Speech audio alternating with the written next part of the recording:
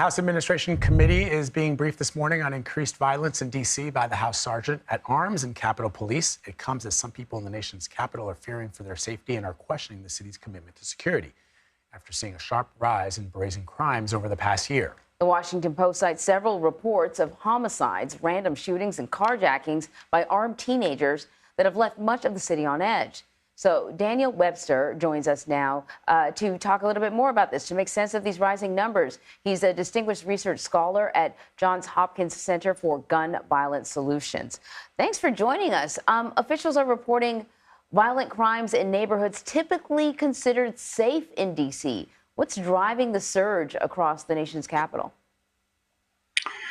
Well, one thing it's important to acknowledge that we're seeing an increase in youth-involved shootings and gun violence of a variety of forms, not only in Washington, D.C., but in many cities, even as we're finally starting to see, after a huge spike in gun violence in 2020, we're finally starting to see generally some reductions in shootings. But the exception clearly is crimes involving youth, and specifically also robberies with guns and carjacking. So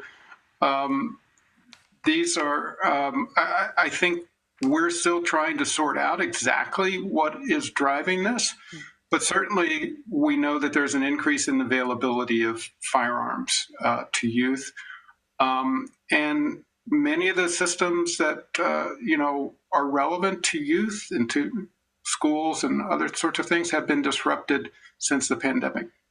So, Daniel, what's interesting, I guess, to me is when I hear that one of the reasons may be increased access to firearms, I think to myself, it always feels like if you're a criminal, you can get your hands on a gun. I mean, that's always been the case in this country because guns and firearms are readily available in this country, right? And so then I sort of think to myself, well, okay, so yes, maybe they can get them a little easier than they could before the pandemic, but now what's driving specifically the demographic, the younger people that are committing these crimes? So what are you seeing? What is happening?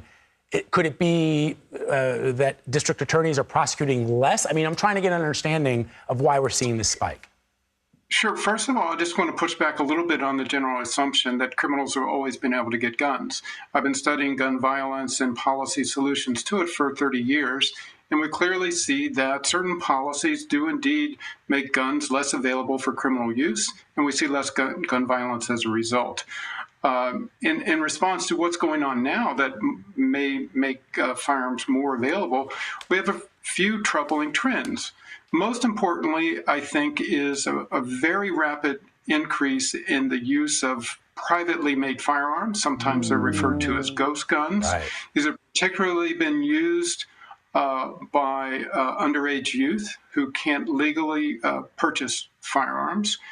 They are made and in many ways marketed precisely to an underground market of young people and others who can't legally possess firearms. So that is one troubling trend.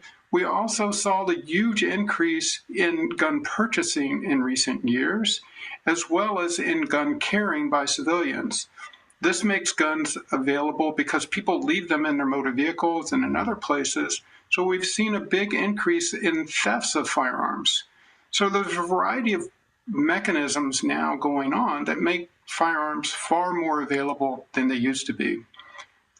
There's also the question of, is the criminal justice response to illegal gun possession and use adequate, or has it been changing? I think, particularly in the District of Columbia, those systems have been strained. Many people will not realize, but District of Columbia is the only place that doesn't have its own elected officials to prosecute crimes. So they rely upon federal prosecutors, and those federal prosecutors have been overrun by the investigations from the January 6th attack on the Capitol. We've also had local problems with the crime lab, and processing the firearms that are recovered is part of a crime lab duty. So we've had a variety of problems in the response to illegal gun possession. You know, your organization is all about finding solutions. I mean, it feels like we will need your organization for a very long time, that sure. you will not be able to sort of pack it up because we found the solutions. And Congress, and I know you're briefing members of Congress, but it basically, I don't think a lot of people have faith. No, the question is, well, what can be done, which is a massive question. But if you could answer it in 30 seconds, we'd appreciate it. Well, look, you know, very specifically, Congress needs to act on the problem of ghost guns or privately made firearms. Honestly, this is not a controversial thing. This is a way that violent criminals, domestic terrorists, people involved in school shootings are getting guns. This is not a hard thing to address. Treat them like any other firearms rather than have an special exclusion. So that would be first and foremost what I would recommend. We also need more resources for local efforts to address this. Many of the problems are very localized, and a lot of systems are under-resourced. I'm not talking about law enforcement only. I'm talking about community interventions to engage with those highest risk youth. So I think those are two areas where we can definitely have an impact. But yes, we need to do far more, and it's going to take a while. Yeah. Daniel Webster, thank you very much for joining us. Appreciate it.